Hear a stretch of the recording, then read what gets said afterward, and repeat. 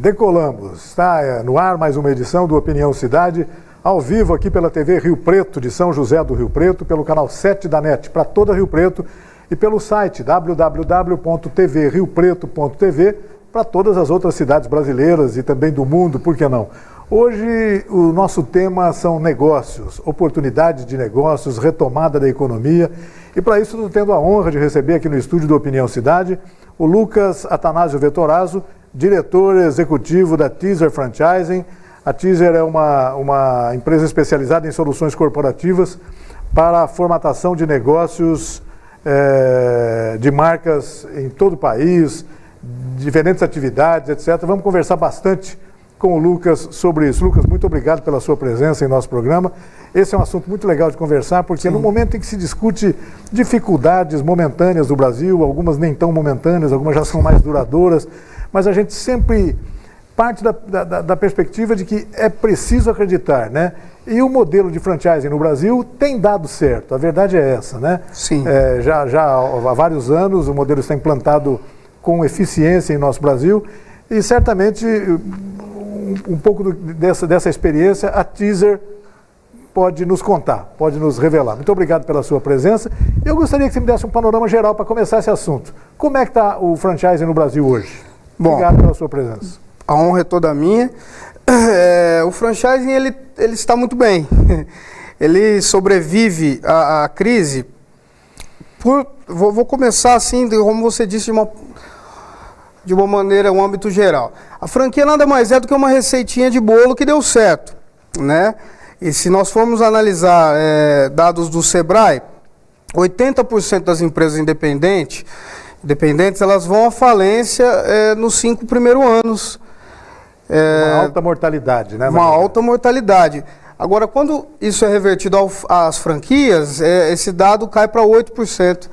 Né? Então, a franquia, na teoria, ela é 10 vezes mais segura do que uma empresa independente. É lógico que isso envolve uma série de ferramentas que devem ser usadas. Né? Hoje nós vivemos realmente uma montanha-russa financeira. Né? As franquias elas têm sido a solução de muita gente. Eu costumo dizer que na empresa nós temos que respeitar o dinheiro do outro, né? Porque às vezes é tudo que ele tem. E por esse motivo as franquias elas devem ser devidamente estruturadas. A franqueadora, a marca que quiser realmente se transformar em uma rede de franquias, ela tem que se estruturar, ela tem que criar uma série de estratégias para que o seu franqueado tenha sucesso.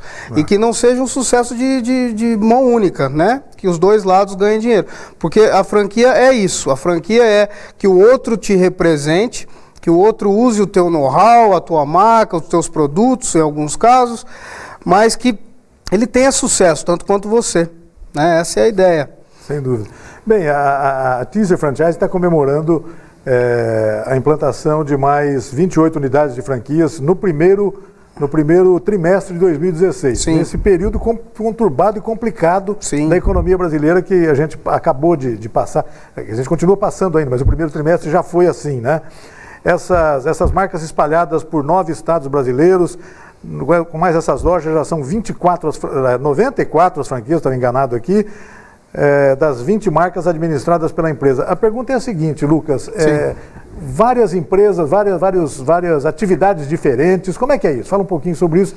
Tem algum perfil específico, mais negócio, mais comércio, mais serviços? Eu tenho visto que o crescimento para esse ano ele tem sido alimentação. A alimentação é a estabilidade econômica do país, né? Sem dúvida nenhuma, principalmente do microempresário, né? do empresário que investe aí até 80, 100 mil reais.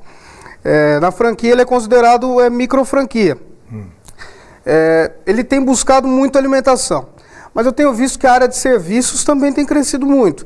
Por que isso? Porque as pessoas têm que se capacitar. O mercado ele é cruel e ele está cada vez mais cruel, cada vez mais exigente. Mais exigente. As pessoas, para se capacitar, elas buscam ferramentas também dentro do franchise. Vou te dar um exemplo. Empresas onde treinamento, capacitação de áreas diversas, recrutamento, elas têm crescido muito, tá? E outras coisas outras franquias que têm crescido absurdamente, que dessas 94 unidades aí de 2015 para cá, uma fatia muito grande são as home franquias, que são empresas, são franquias onde as pessoas podem atuar de suas casas. Tá? Isso gera um custo operacional baixíssimo, né? Basicamente empresas de serviços desse caso. De serviços. Eu tenho empresas de serviços, mas tem de insumos também. Por exemplo, antigamente a gente tinha um monte de sacoleiras, né? Essas sacoleiras têm que se profissionalizar também. Claro. E isso com várias estratégias de mercado, né? Posicionamento de uma marca forte. As grandes marcas, elas estão começando a entender como que o mercado age. E elas estão começando a dar oportunidade de crescimento para os pequenos também. Olha só, a gente imagina que imagina que talvez fosse uma atividade marginal, né, a sacoleira, qualquer coisa assim. Não, né? Ela pode ser devidamente incorporada ao processo Sim. de formalização e ela se transforma numa executiva, ela se transforma em uma pessoa que é formal, um profissional formal que está. É lógico que ela tem as liberalidades de horário, essa flexibilidade toda, mas ela sabe que ela é dona do próprio negócio. Tá? Ela tem todo o respaldo de uma grande empresa por trás também. Para atuar, o mercado hoje ele vive uma era de posicionamento de marca, né? As pessoas mandam muito mais na sua marca do que você mesmo. Tá? Eu vi nesse último ano, se a gente for contar, grandes empresas, os diretores de marketing de grandes empresas perderam os empregos, tá? Porque não acompanharam o mercado.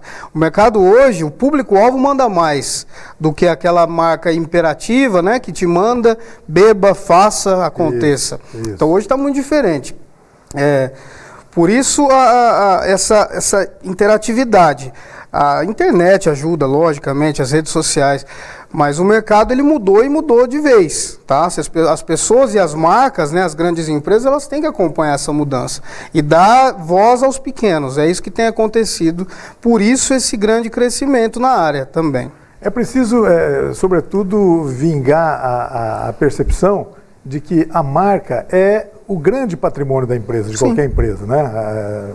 Talvez seja o mais intangível dos patrimônios, etc. Sim. Mas é o patrimônio principal, né? Sem dúvida. E hoje eles estão cuidando mais da marca, porque eles são obrigados, tá? Eles são obrigados. Eles não têm isso por investimento, eles não têm alternativa. Bondade, tá? Hoje uma pessoa insatisfeita numa rede social, ela faz um estrago. Antigamente ela ia contar para o vizinho, que ia contar para o primo, e a coisa se espalhava de uma maneira bem devagar, né? Até que se queimasse uma empresa, eram anos. Isso. Hoje em dia, em 15 minutos. Muito rápido. Né? Em 15 minutos, uma empresa perde poder de venda, ela perde funcionários, em 15 minutos as coisas acontecem no mundo todo. Uma pergunta básica que a gente ouve, que sempre ajuda a entender essa coisa da importância da marca, né? Quanto vale aquela empresa que comercializa esponjas de aço naquele saquinho amarelo, com um ovalado vermelho no meio ali? Quanto ela vale? E quanto vale essa mesma empresa se ela não pudesse utilizar a marca Bombril? Quer dizer, é uma realidade totalmente diferente. Exatamente.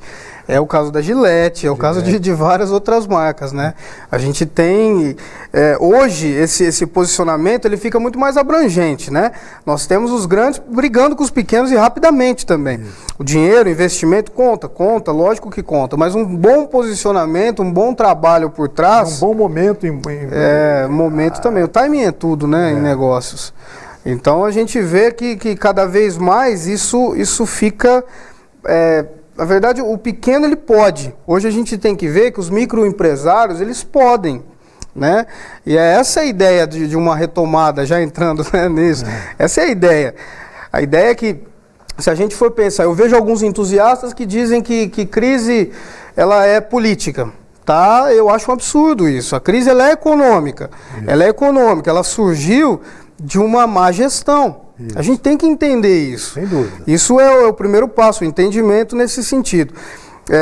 Você me desculpa até, mas não levanto bandeiras políticas, tá? Não levanto nenhuma bandeira política, mas o número fala, né? E a gente tem que ver que não é da noite para o dia. Muita gente estava achando que ia trocar governo e amanhã o dólar já baixou, a bolsa subiu, um Rolex. Isso, vamos passear em Las Vegas. Não é assim. A coisa não funciona dessa maneira. Mas eu acredito que hoje, o que o brasileiro ganhou? O brasileiro ganhou de ter mais poder, da mesma maneira que uma marca, que o teu público-alvo tem mais poder. Hoje nós estamos vendo o que está acontecendo, tá? Lógico que tem muito mais por trás e muito mais por vir, mas eu acredito não na responsabilidade total do novo governo, mas eu acredito que as pessoas começam a pressionar mais, né? E aliás, a gente está vendo isso, né? Eu só não acho bom essa questão das pessoas bandeira azul e bandeira vermelha. Isso é um absurdo também, né? Porque nós estamos sendo prejudicados aqui, todo o Brasil, né? Por essa briga política, por essa má gestão que talvez não desse conta, tanto antes quanto agora, de gerir um prédio de 3 andares, né? A gente tem um grande problema de gestão no país, né?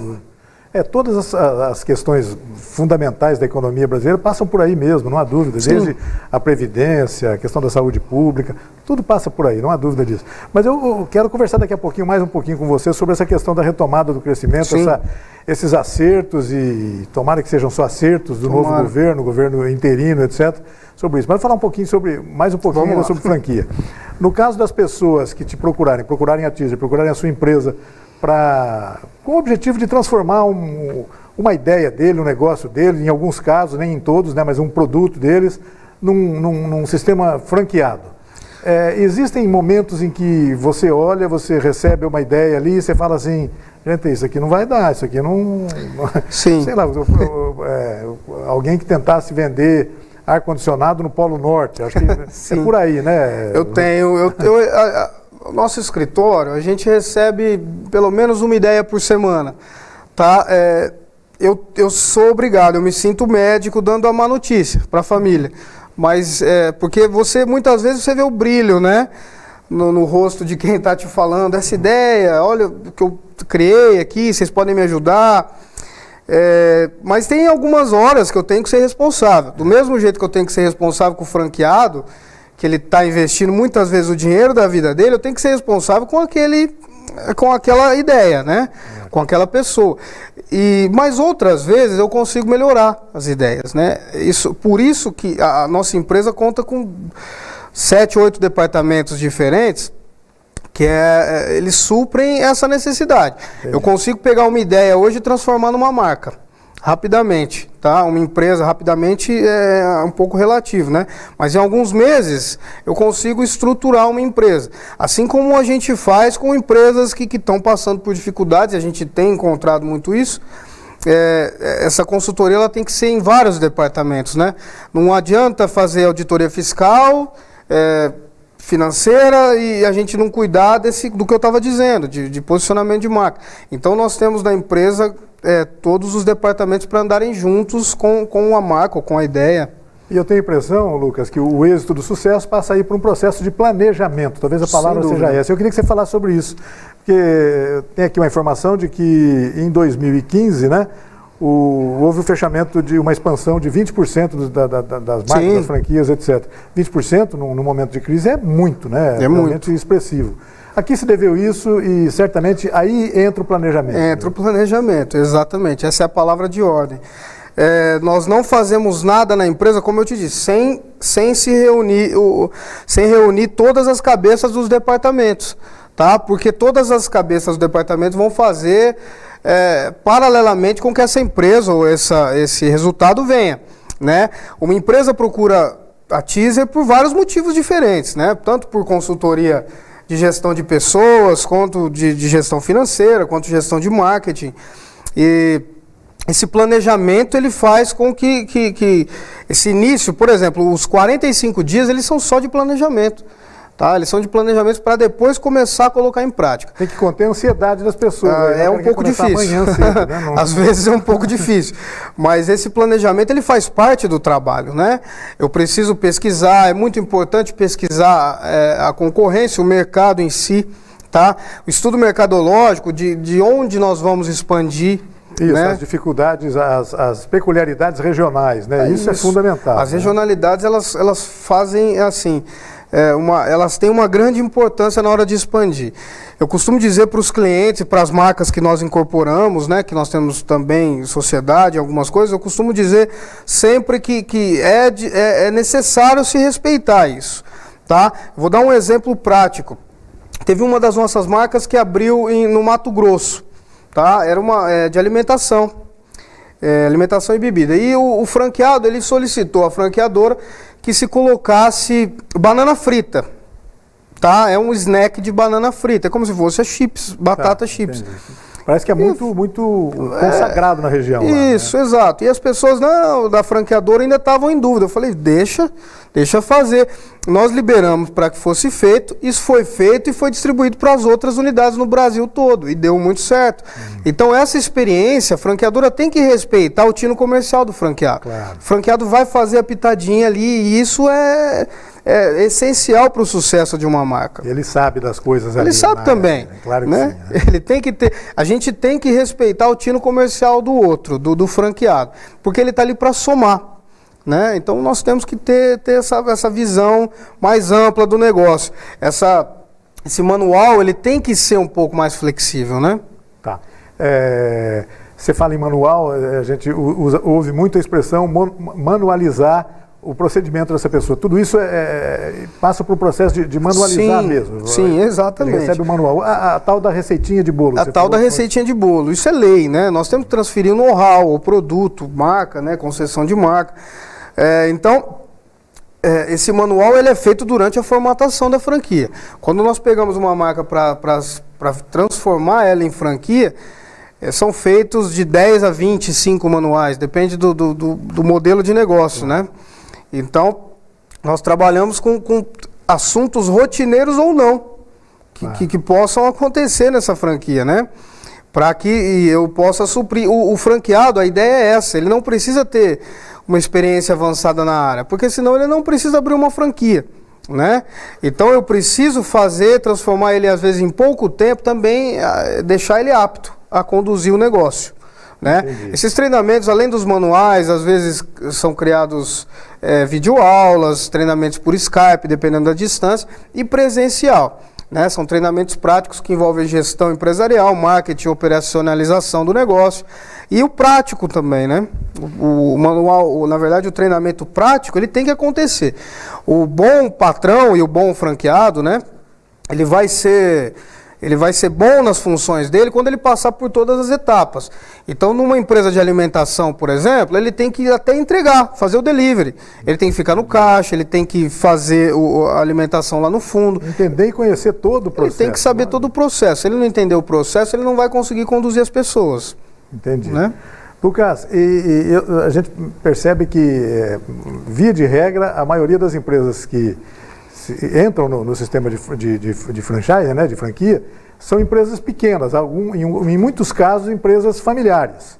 Agora, Sim. Essa gestão de empresas familiares não é um obstáculo, ou isso também é objeto de trabalho da consultoria? Fala um pouquinho sobre isso. Você diz quem vai se transformar em franquia. Isso. Ela é, às vezes, um obstáculo. Tá? É um pouquinho complicado. Mas na consultoria a gente consegue reverter. Tá? Muito posicionamento também da pessoa dentro da empresa, porque não é mais a minha mãe, não é mais o meu irmão, não, cunhado, não é mais o meu cunhado, a minha sogra, né? Ele é o meu responsável de tal departamento, ou ele é o meu funcionário. Naquele momento tende a haver essa separação. Quase que uma profissionalização, né? Tem que ser assim. Tem que ser assim. Não cabe tá? Porque você não pode virar para o teu franqueado que está investindo um montante na tua marca e fala com a minha mãe. Isso não existe, né? Então, basicamente essa profissionalização que você disse. E o processo de expansão? Você estava dizendo que isso também é objeto de preocupação das consultorias, né? Sim. Quer dizer, você formatou uma marca, formatou um franchising, daí a pouco tem que ampliar esse franchising. Sim. Desde definir, por exemplo, valores que as pessoas vão ter que pagar para poder usar taxa de franquia. Como é que a taxa de franquia? Como é que é isso? Quer dizer, como é que é esse crescimento? E em momentos de crise também é um complicador, quer dizer, isso diminui a possibilidade. Gostaria que você falasse um pouquinho sobre isso. O Brasil ele é muito grande, respondendo a tua última pergunta já. Ele é muito grande. Então, as pessoas buscam diversos modelos de negócio e muitas vezes a gente vê que os fechamentos eles acontecem com pessoas que estavam procurando modelos de negócio para investir já faz tempo. tá? Pessoas que às vezes saíram do emprego, eu recebi essa semana mesmo, foi um fechamento de uma franquia que ele me disse, eu trabalhei 30 anos nessa empresa. Eu não sei, vocês vão ter que me ajudar, e a gente sabe que a gente vai ter que ajudar. Ele sempre foi funcionário, tá? Então ele vai precisar de auxílio, é por isso que ele procura também uma franquia. A respeito da expansão, durante o estudo da viabilidade do negócio, a gente já determina em conjunto com o cliente o valor dessa taxa de franquia. A gente tem que entrar no mercado de uma maneira atrativa, mas a gente também não pode entrar no mercado de uma maneira desesperada. Não é assim que funciona. Tem parâmetros para definir Exatamente, essa taxa, né? Nós temos parâmetros. A dificuldade dessa transferência do know-how conta muito, o posicionamento dessa marca conta muito, tá? Então isso vai ser definido durante a formatação de franquia. Mas no estudo de viabilidade, antes de eu aceitar a marca para transformá-la em franquia, eu coloco o departamento para fazer um estudo de mercado.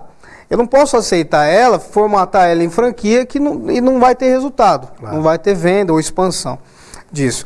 Nosso departamento de expansão, ele atua conforme as estratégias que os outros departamentos implantam. O marketing trabalha muito nisso. Eu preciso saber para onde eu vou expandir. Vou dar um exemplo básico e prático também. Nós temos uma marca que se chama Sapatilha na Sacola. Essa marca, ela está expandindo, ela passou de 30 e poucas unidades em um ano. Ela está expandindo mais por Nordeste. Tá? É uma home franquia de 20 e poucos mil reais. E ela está expandindo o Nordeste, mas de uma maneira bem expressiva. Tá? Isso foi calculado há 1 ano e meio atrás. Isso já foi pensado dessa maneira. Tá? Agora nós vamos partir para outra região do país. Então, esse planejamento que você disse, ele é palavra de ordem. No escritório, eu acho que em todo o negócio. Claro. O brasileiro está muito acostumado a fazer tudo muito na coxa, né? Com perdão da expressão. Mas fazem isso. E depois procuram como resolver. É muito mais fácil... corrigir aí é muito mais difícil. É muito mais fácil não criar o problema do que resolver o problema depois, né? Então, planejamento é uma regrinha que deveria ser imposta para todo mundo que quer abrir um negócio, seja franquia ou seja independente, tá? Ele tem que se planejar, ver se se planejar é basicamente fazer um plano de negócios, tá? Ver qual que é a receita que ele espera, se aquele produto realmente vai ter o retorno que ele quer. Eu recebo no escritório empresas de muitos anos que ele não sabe, o dono não sabe quanto ele ganha, qual é o prolabore dele. Tá? Então essa desorganização também é planejamento. Tá. Isso é positivo na sua opinião ou não? Essa coisa de... Não, é muito negativo. Péssimo. Ele tem que saber. Essa mistura de conta pessoal com conta da empresa, isso vira uma bagunça. Então isso faz parte de todo um planejamento na hora que a gente faz a consultoria também. A gente enxerga, na hora que a gente solicita um relatório, é muito rápido para enxergar erros, né? Você enxerga erros financeiros muito rápido. E essa cultura, para mudar ela, é um pouquinho difícil, né? A pessoa está acostumada, tem 30 anos de empresa, 20 anos de empresa.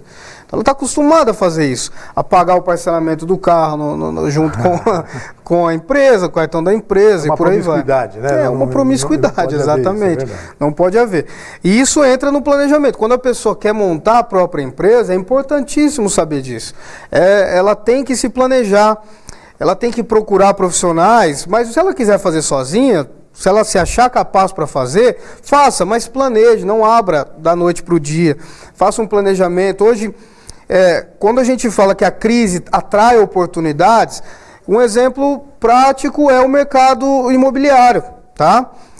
Hoje nós temos pontos de 10 mil sendo alugados por 2,5. Tá? E isso, o mercado também é culpado disso. Tá? O mercado imobiliário também é culpado disso. Porque aumenta, superfatura, faz condições de preços que só porque eles acham que o preço é assim. Irreais, em certo Irreais. Momento, né? Então isso tende a cair. Uma hora vem a conta para pagar. Isso é óbvio, né? Não há colheita sem o plantio. Então ouve isso. Agora, para quem vai montar o próprio negócio, é hora dele pensar nisso. Ele pensar o melhor ponto, que o ponto em alguns casos é 80% do negócio. Ele tem que procurar, ele tem que fazer um planejamento, achar o melhor fornecedor para aqueles produtos, O melhor fornecedor talvez não é aquele que tem maior nome, é aquele que tem maior flexibilidade para se trabalhar. Quer dizer, saber comprar é metade ou mais da metade do êxito do negócio. Do saber vender depois, do conseguir vender. Exato. Então, alguns errinhos de planejamento, eles têm que ser sanados inicialmente. Para quem quer ter sucesso, seja de franquia ou com empresas independentes, o segredo é se planejar, se organizar, isso durante os negócios. Né? Lucas, eu estou vendo o entusiasmo com o qual você fala sobre esse assunto, que é muito legal, muito bacana. E também isso me anima a fazer uma pergunta para você que eu acho fundamental. Quer dizer, o sistema de franchising no Brasil vai durar sempre? Sempre vai crescer? Ou há uma tendência de que em algum momento ele vai se acomodar, como já deve ter ocorrido em outros países? Sim. Queria que você falasse um pouquinho sobre isso. Eu acredito que sempre haverá crescimento, mas eu prefiro qualidade do que quantidade. Claro. Então, que sejam unidades e redes que tragam benefícios reais para os seus franqueados. É lógico que vai... eu posso ser um entusiasta aqui e dizer para você que o franchise vai tirar o Brasil da crise, tá? Já ouvi isso muitas vezes, porque por essa questão de ser mais seguro, mas isso não é verdade. Pode ajudar bastante. Pode ajudar bastante, mas não vai ser o fator principal disso. Então, o franchise ele tende a crescer muito mais ainda. E essa estabilidade ainda vai demorar muitos anos. Acho que nós não estaremos mais aqui, essa estabilidade de crescimento. Lucas, para encerrar nosso programa aqui, voltando ao tema do crescimento econômico do Brasil, etc., muito preocupado com isso. Certo. Temos aí um novo governo. O governo começa a dar sinais de atuação, né? Medidas Sim. concretas, etc. O que lhe parece essas medidas até agora? Como é que está sendo recebido isso? Como é que o mercado vê isso? Temos razões para acreditar numa retomada, ou essa retomada, seja acontecendo ou não, a partir de já, a partir de agora, vai demorar um tempo? Tem um pouco disso? Fala um pouco sobre isso. Eu não tenho dúvida que quem achou que essa retomada ia ser de um dia para o outro estava errado, isso não é assim que funciona. Nem dá para ser. Não dá para ser. Mas eu acredito que em 2 anos a gente comece a respirar. Tá? É difícil também, é mais o médico dando a notícia ruim para a família, né? Mas não é da noite para o dia. Eu acredito que tem que haver... não acredito piamente nesse governo, tá? Como não acreditava no outro, mas eu acredito que tem de haver esperança, né? As pessoas têm que trabalhar e têm que começar a pensar positivo. Isso é chatíssimo de falar, é uma coisa até boba, mas tem de ser assim. E eu acredito que algumas medidas, alguns cortes, eles são necessários e se forem feitos, uma boa gestão resolve o país em 2 anos. É essa a ideia. Sem dúvida. Temos que ir muito além da frase não fale em crise e trabalhe. Não, né? Muito além disso. Eles têm que trabalhar lá também. Pois é. Né? Lucas, eu queria agradecer muito a sua presença aqui no nosso programa. Conversei aqui com o Lucas Attanasio Vettorazzo, diretor executivo da Teaser Franchising aqui de São José do Rio Preto. Uma empresa já referência em várias partes do Brasil, Obrigado. Inclusive. Que bacana, né? Esse êxito. Aliás, Rio Preto tem se tornado um polo muito interessante de franchise, né? Sim. Isso é muito bom. Certamente se deve, entre outras coisas, entre outras pessoas, entre outras instituições, a você, ao trabalho da Teaser também. Muito obrigado pela presença. Eu que agradeço. Sucesso sempre. Sempre que quiser voltar, volte aqui para a gente compartilhar notícias boas com as pessoas, tá certo? Muito bom. Obrigado. Obrigado. Sou muito grato. Nós agradecemos a você também que nos acompanhou nessa edição do Opinião Cidade. Desde já, você está convidado a estar conosco novamente amanhã, a partir do meio-dia, aqui na TV Rio Preto. Até lá, um forte abraço a todos. Tchau, pessoal.